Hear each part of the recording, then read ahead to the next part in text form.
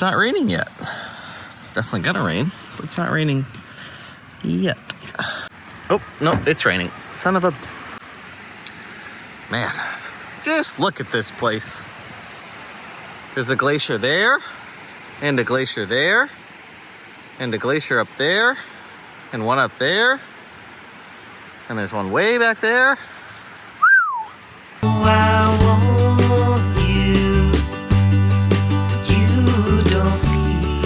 Alright, you know what time it is.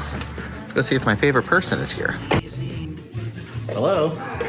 Hi, Alex. How are you today? Good, how are you? Thinking about what you would do, but now I'm gone. My head's in a spin again, and my heart won't let me begin to see I've got nothing to win.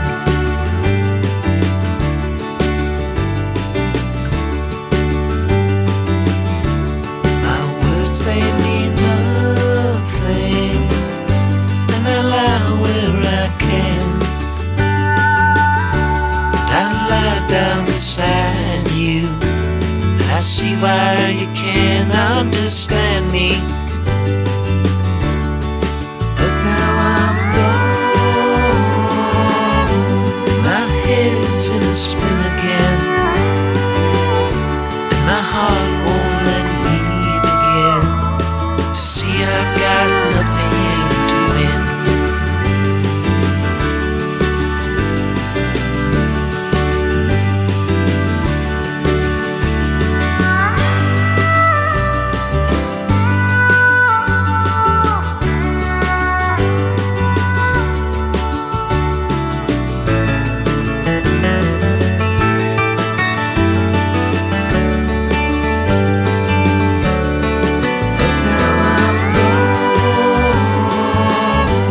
My head's in a spin again, and my heart won't let me begin to see I've got nothing to win. But now I'm gone. My head's in a spin again, and my heart won't let me begin to see I've got nothing to win.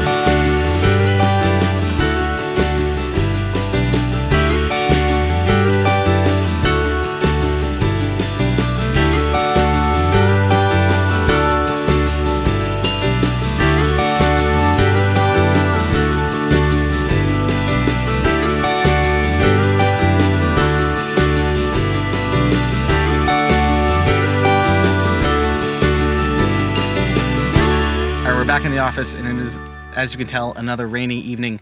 I got a little bit of footage of those black bears, but I don't necessarily know if I got any photos that are worth showing, but I'll show them to you when I'm done talking regardless, even if I at least got one. The cubs are super cute, but there was a lot of rain in front of my lens, so I don't necessarily know if I got anything worthwhile. And once again, pretty low light, so I'm already boosting my ISO as high as it can possibly go. What's really interesting is the bears come and go almost like on clockwork, so you'll notice them smell another bear, and then about 20 minutes later, another bear, or in the case of the brown bears, there's two, will show up. And it's just interesting watching them eat and then scurry away, and then come back, and then scurry away in all these different cadences, and they never really encounter each other. They just avoid each other at all costs. Okay, this is Roberta. Roberta, do you know what you're doing next year? Any dates? May 25th. I don't even know what I'm doing next week. Okay. Did you know that they make these things called calendars? You can plan out your entire year. I don't plan nothing. Didn't know about a calendar. What about wall art? Would you like some wall art for your wall? Yeah. That also has all of the dates of the next year on it? No, because then I might have to plan something, and Okay. I'm not a planner. You're not, I'm trying to sell these calendars. Oh. Yeah, that would be great. I would love it. Okay. Now I did make the discount code if you're interested in a calendar. It says it's too much coffee. is the discount code. But there's no such thing. Okay, well, that's true. But anyways, if you're interested in a calendar, link down below. Thank you, Roberta. All right, let's talk about why you probably clicked on this video, which is me getting rid of my camera. I'm specifically talking about getting rid of my X-T4. And I don't talk about gear very often on this channel, and it's mostly because there's so many other channels that only focus on gear. And I try to shy away from worrying about those things and the consumerism of buying gear or needing gear or having gear acquired syndrome or whatever that's called. I used to focus a lot on gear when I was younger, and it was one of those things where when I was trapped at home, when I wasn't shooting very much, my things that I would do in between being able to shoot or going out or learning better editing techniques and stuff was just look up gear. What's the next thing that I could get? And then I would get that piece of gear and I would be excited to shoot for about a week, and then that would go away. And eventually I'm at this point where like, I don't really get excited for any piece of gear. I just want something that's gonna enable me to take better photos without getting in my way. That's literally it. I don't care what camera system it is. I don't care really what it does. As long as it does what I'm already doing better or does something new and it doesn't get in my way, that's awesome. So I don't really focus on gear.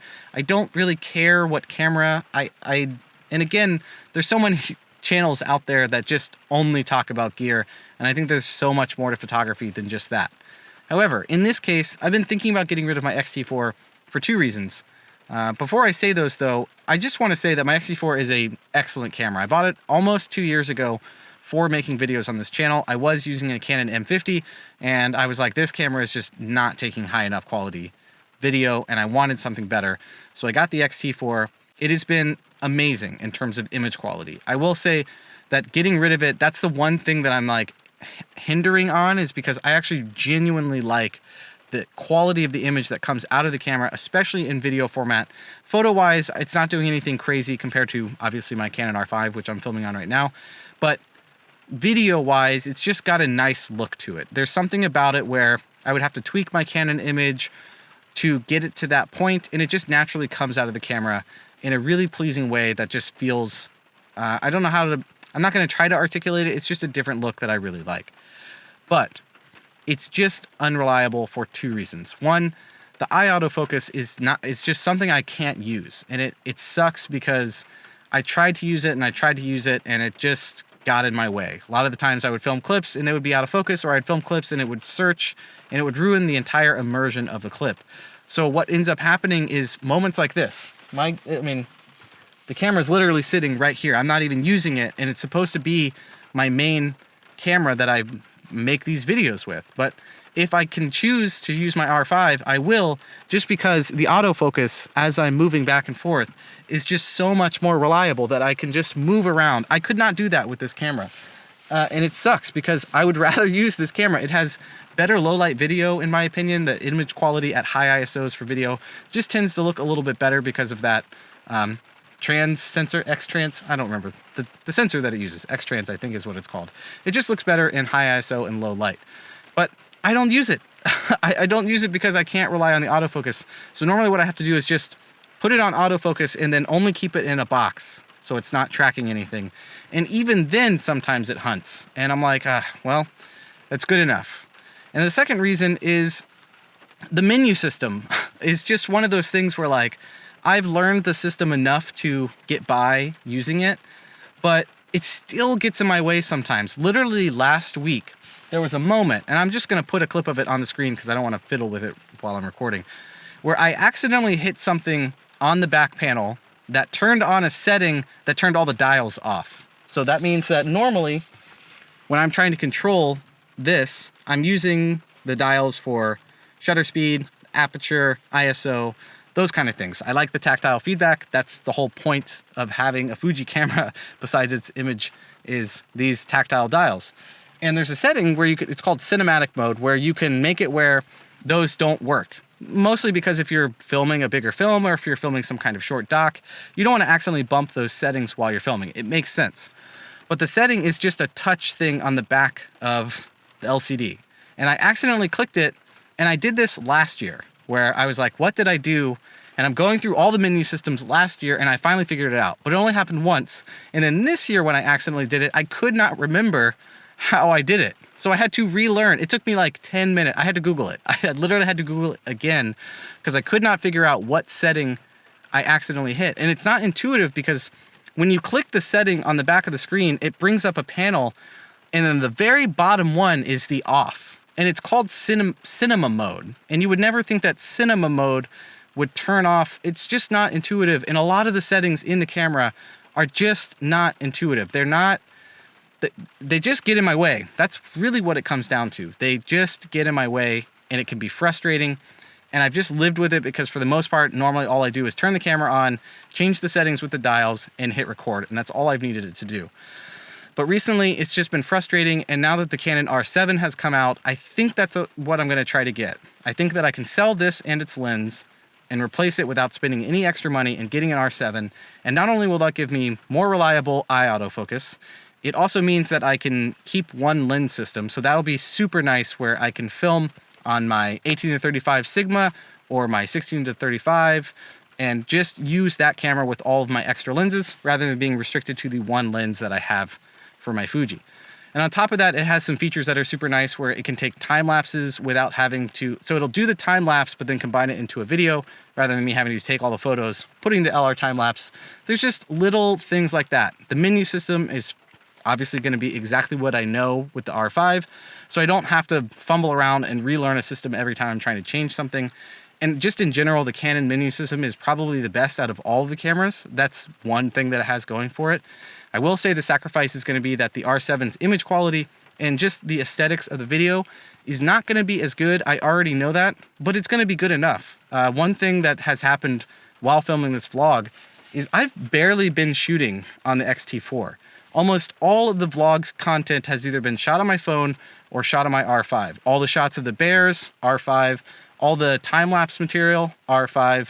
Just so much stuff has been shot on the R5. A lot of the talking head stuff because I have the reliable autofocus. And I'm just noticing that I'm just never filming on my X-T4, mostly because I can't rely on the autofocus.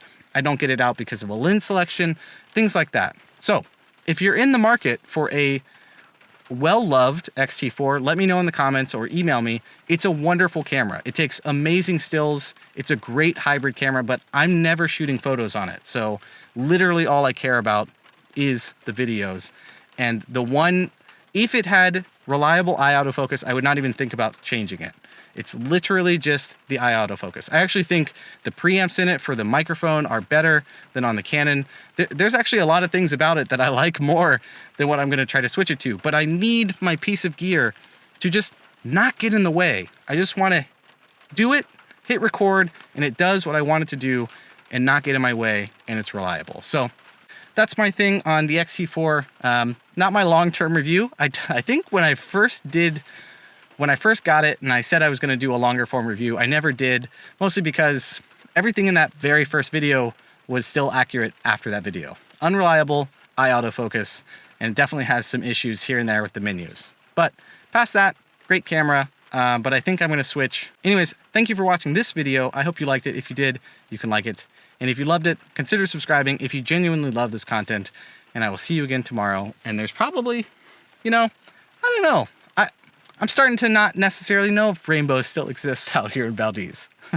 Anyways, I will see you tomorrow. Have a good one. Later. I